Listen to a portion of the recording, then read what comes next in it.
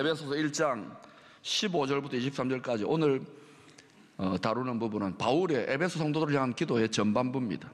15, 16절을 보면 바울이 지금 가택연금 상태에 있는데 자신이 한 5년쯤 전에 엄청난 부흥을 일으키고 그리고 이제 하나님의 성령에 사로잡혀가지고 엄청난 교회, 몇만 명, 몇십만 명 교회입니다. 그런 교회에서 바울은 머무르지 않고 성령께 사로잡혀서 그걸 초계처럼 내려놓고 고난당하고 죽을 것이 뻔한 예루살렘을 거쳐 로마로 갑니다. 그리고 5년 뒤쯤 되어서 로마 가택연금된 감옥 속에서 에베소로부터 온 제자들을 만납니다. 성도들의 소식, 교회 소식이 궁금했을 것입니다. 어떻게 되고 있나, 어떻게 잘 지내나, 변질되지는 않았나, 서로 싸우지는 않나. 그런데 들려오는 소리가 너무나도 아름답습니다. 이렇게 말합니다. 너희 믿음과 모든 성도들을 향한 사랑을 나도 듣고. 바울이 간간히 들려왔는데 실제로 들었다는 거예요. 여러분, 당시에는 오늘날보다 예수 믿는 것이 한 10배는 더 어렵습니다. 핍박을 받고 차별을 당하고 정말 한 주먹도 안 되는 소수자로서 미친놈 취급을 받는 그러한 그룹들입니다. 그런데도 그들이 한결같은 견고한 믿음 위에 서 있고 또 뜨겁게 서로 사랑하며 사명을 감당하기 위해 충성을 했다는 것이죠.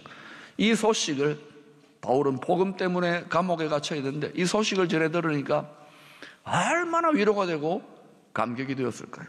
지금 바울은 이러한 기쁨과 감사로 에베소 성도들을 추억하며 기도하고 있는 것입니다. 기도의 정사가 기쁨과 감사입니다. 우리가 피차간에 누군가를 위해 중보기도 하고 기도할 때에 그 사람만 떠올리면 한숨이 나고 답답합니까? 아니면 그 사람만 떠올리면 기쁨이 되고 감격이 되고 감동이 몰려옵니까? 우리는 피차 서로에게 그러한 하나님의 사람 될 수 있기를 축원합니다. 결국 행복, 기쁨, 감사는요 자세히 살펴보세요. 여러 가지 정의가 있지만 결국은 관계의 질입니다. 관계의 질. 특별히 나하고 가까운 사람들과의 관계의 질입니다. 교회 생활이 행복하기를 원합니까? 그러면 성도들과의 관계, 목회자의 관계가 행복해야 됩니다. 마음에 안 들어도 원수를 사랑하라. 자아를 쳐서 복종시켜 화목의 기술, 사랑의 기술을 익혀야 됩니다. 가정도 마찬가지입니다. 가장 사랑이 충만한 가정인데도 평생 왼수 아닙니까? 자아를 죽이고 원수를 사랑하라. 관계의 질에 행복이 달려있어. 아무리 높은 권세자가 되고 아무리 억만장자가 되어도 관계의 질이 깨어지고 관계의 질이 무너지면 아무리 내가 말초적인 육체의 쾌락을 많이 추구하고 아무리 맛있는 거 먹고 아무리 명품을 둘렀다 하더라도 관계의 질이 엉망이면 그 사람은 불행한 사람입니다. 부러워할 필요 전혀 없어요. 높은 사람들, 권세자들, 부자들 만나보세요. 제 추측입니다. 죽지 못해, 마지 못해 사는 사람들이 많을 거예요. 그러나 겉으로는 부럽지 하고 살 겁니다. 그걸 부러워합니까? 그렇다면 여러분 아직 예수 믿는 게 뭔지를 전혀 몰라요. 물론 그런 거 필요합니다. 우리가 살아가기 위해서. 그러나 그게 전부 다가 아니죠. 사도행전 20장 17절 이하에 보면 바울이 에베소에서의 엄청난 사역을 끝내고 예루살렘을 거쳐 로마로 가려고 할 때에 밀레도라는 항구에서 에베소 그리고 소아시아 지역의 교회 장로들, 지도자들을 불러 모읍니다. 그리고는 이별식을 갖는데요, 눈물의 이별식입니다. 그때 24절에 보니까 사도행전 20장 24절 바울이 자기가 어떻게 사역했는지 여러 가지 이야기를 하는데 한마디로 이렇게 이야기합니다.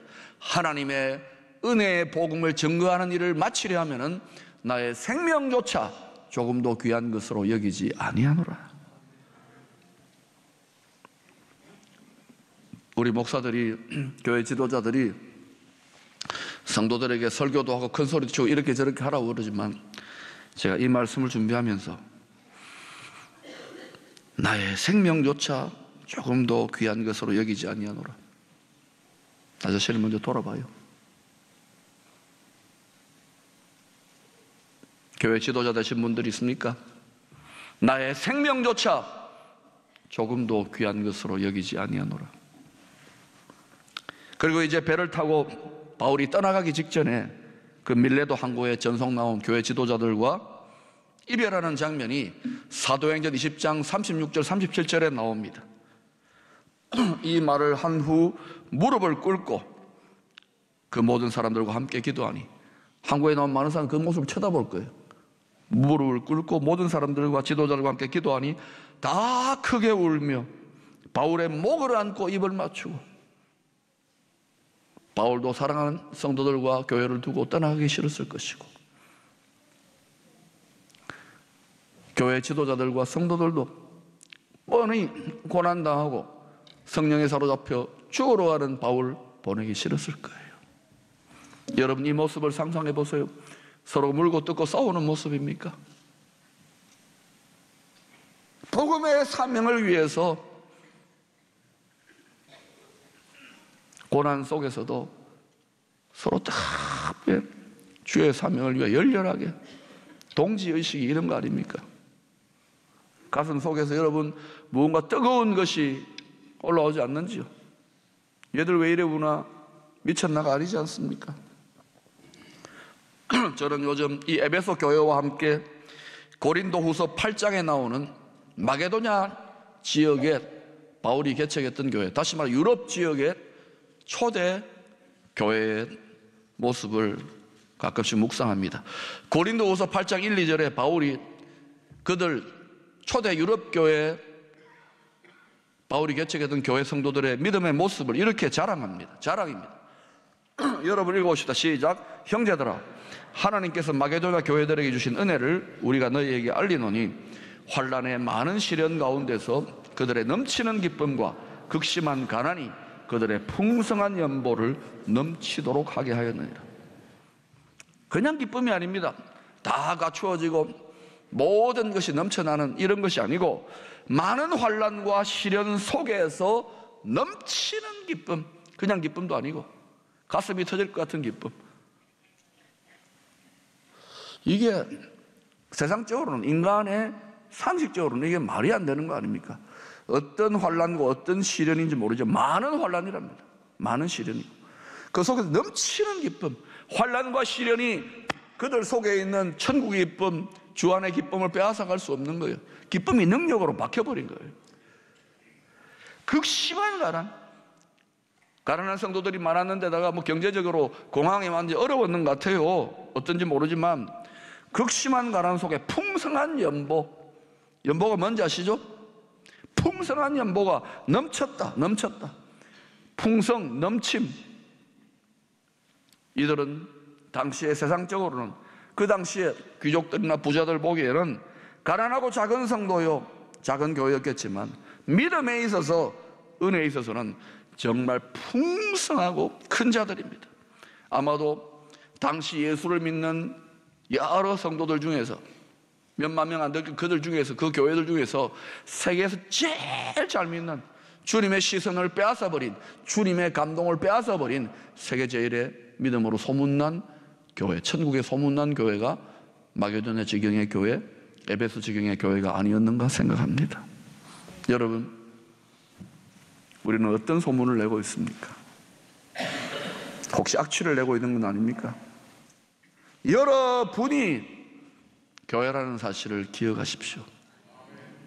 여러분이 이런 수준으로 살아야 세계 제일의 교회가 되는 거예요. 세계 제일의 교회가 뭐 예산이 많고 크고 이게 아닙니다. 하나님 보시는 건 다른 거예요. 여러분의 행복, 우리들의 행복과 자랑, 우리들이 추구하는 영광은 과연 무엇입니까? 바울은 에베소 성도들에게 가장 중요한 기도 제목이 병고침이나 경제적인 안정이나 자녀들의 형통이나 대학 진학이나 교회 성장이나 결혼이나 나라 간의 전쟁과 평화나 세상 권세자들의 여러 가지 다툼의 이슈들, 그런 여러 가지 이슈들보다도 하나님이 어떤 분인지를 더 깊이 아는 일이라는 것을 깨달았습니다. 그가 여러 가지 하나님 일을 감당하고 하면서 믿음이 점점 깊어지면서 승리의 비밀은 능력의 그런 대신은, 지혜의 그런 대신은 하나님을 얼마나 더 깊이 아느냐에 달려있다는 것들을 깨달았어요. 그래서 바울이 이 깨달음을 뭐라고 또 이야기했습니까? 내 주 예수 그리스도로 아는 지식이 가장 귀하다, 가장 고상하다. 다른 건 다 배설물이다. 욥도 인간이 경험할 수 있는 모든 환난을 다 경험했습니다. 모델 케이스로 자식들 10명이 다 죽고 큰 재벌 같은 기업이 다 부도나고 직원들 다 도망가고 심지어 아내도 버리고, 아내도 남편을 버려버렸어요. 친구들은 계속해서 네가 죄를 지어서 그 따위로 산다고.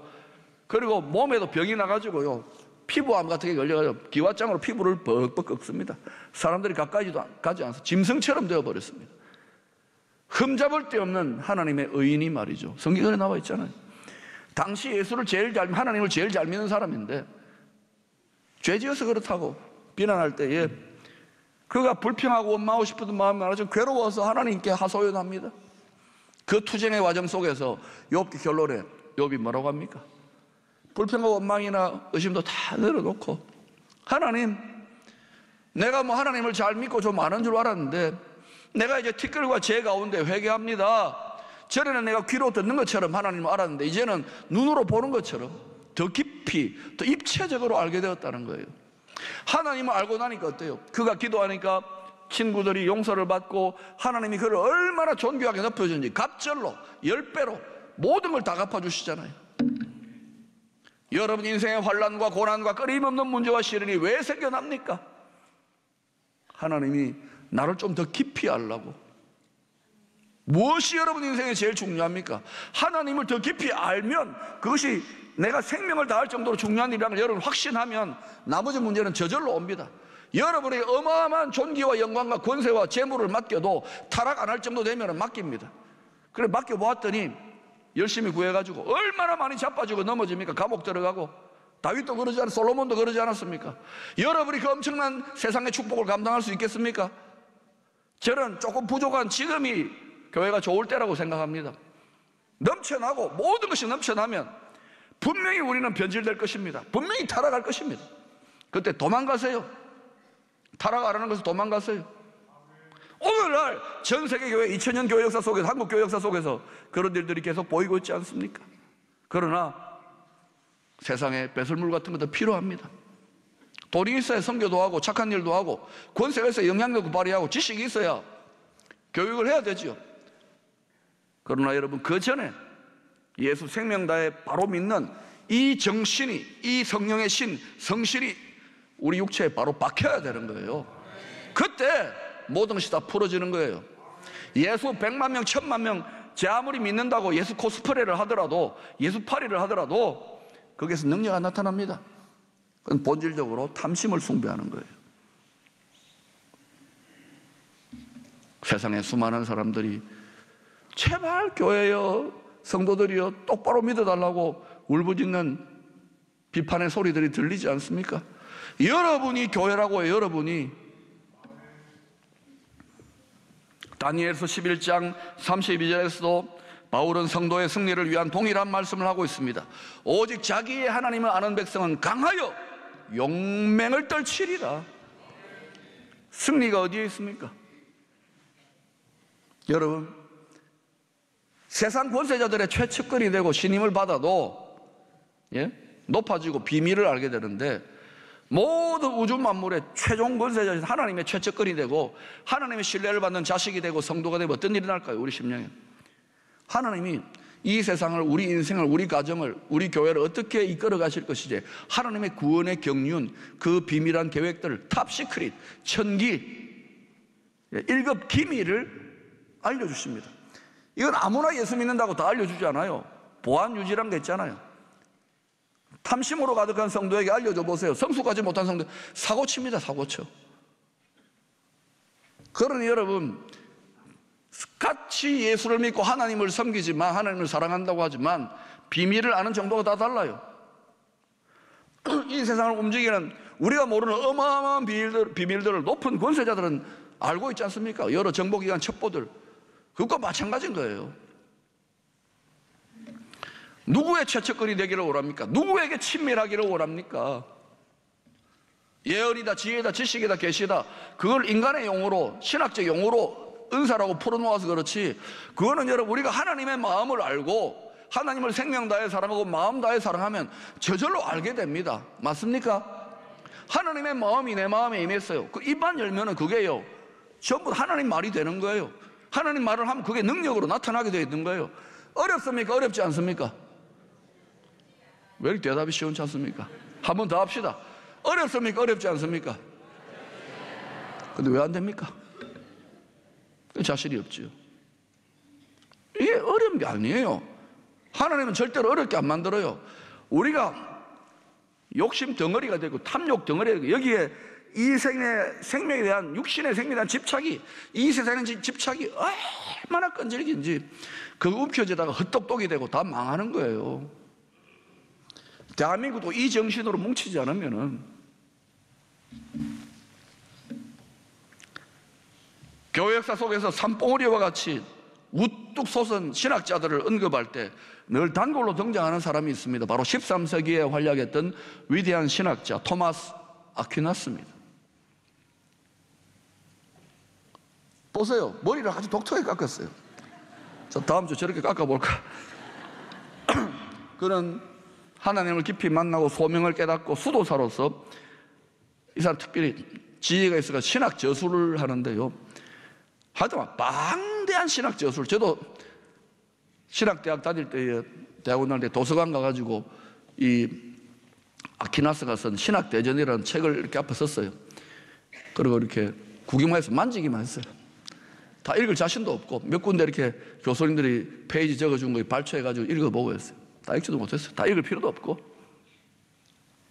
그런 그가 1273년 12월 6일 날 예배 드리는 중에 셋째 하늘이 열려지면서 천국의 실상을 체험하는 일종의 영적인 신비 체험을 합니다.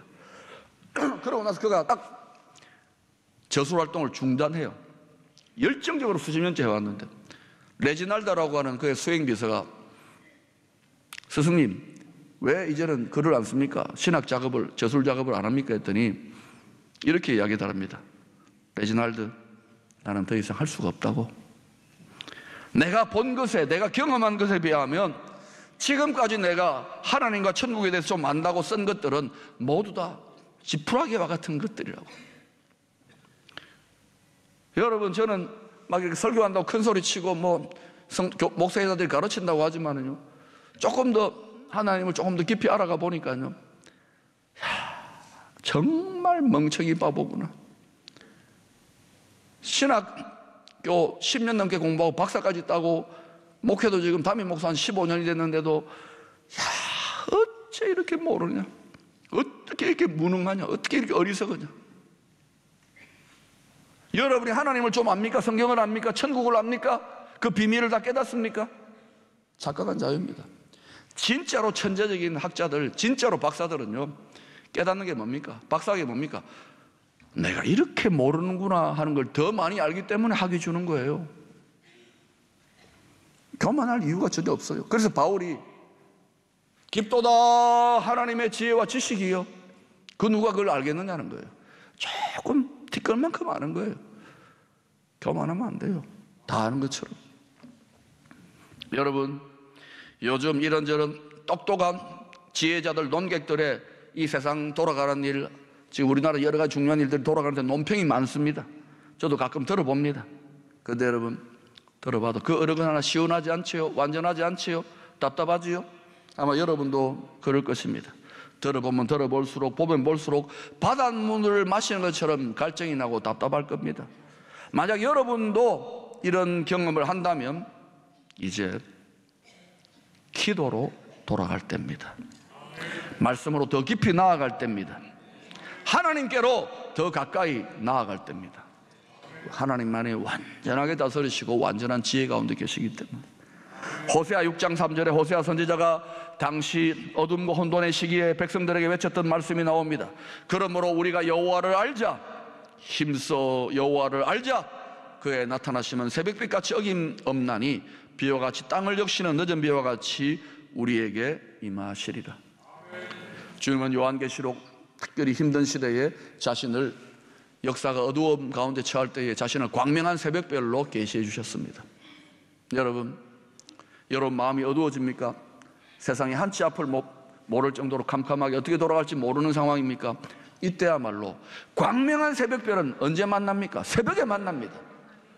여러분의 어두운 심령이 새벽별 되시는 우리 예수 그리스도, 예수의 영이신 성령으로 여러분의 마음 눈이 밝아지면은 아무리 힘들고 어려운 세상 속에서도 바울처럼 영광과 감사 속에 찬송하며 살아갈 수 있습니다.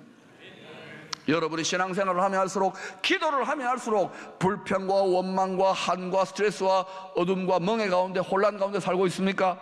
그렇다면 여러분이 그만큼 욕심 가운데 있다는 것이고, 자기중심적이고 세상중심적이고 영안이 어두워지고 마음 눈이 어둡다는 것입니다. 18절에 보니까 우리의 어두워진 마음 눈이 밝아져서 하나님의 부르심의 소망과 하나님의 영광의 기업과 그리고 하나님의 우리를 구원하시기 위한 능력이 얼마나 크신지를 깨닫게 된다고 합니다. 성령의 깨달음으로. 이 세상 지식이 아니에요. 아무리 박사학위 100개가 있어도 성령께서 조명해서 우리의 어두워진 마음 눈을 밝혀주시지 않으면 천하의 지성인도 깨달을 수 없는 것이 하나님의 비밀인 것입니다. 우리나라 선교 초기에 전래되었던 스코틀랜드 민요, 거기에 우리 믿음의 선조들이 당시 시대의 암울한 상황, 지금보다 10배는 더 한치 앞을 모르는 힘든 상황 속에서 가사를 붙였어요. 그리고 그 시대의 아픔과 어둠을 달래었습니다. 여러분 잘 아는 찬송입니다. 같이 불러보십시다. 하늘 가는 밝은 길이 내 앞에 있으니 슬픈 일을 많이 보고 늘 고생하여도 하늘 영광 밝음이 어두운 그늘 헤치니 예수 공로 의지하여 항상 빛을 보도다. 사랑 여러분, 하늘이 무너져도 솟아날 구멍이 있습니다. 빛이 있습니다. 그 광명한 새벽별 되시는 주님을 만나세요. 깊은 기도와 더 깊은 말씀으로 주님을, 하나님을 더 깊이 힘써하는 지혜의 백성들이 될 수 있기를 축원합니다.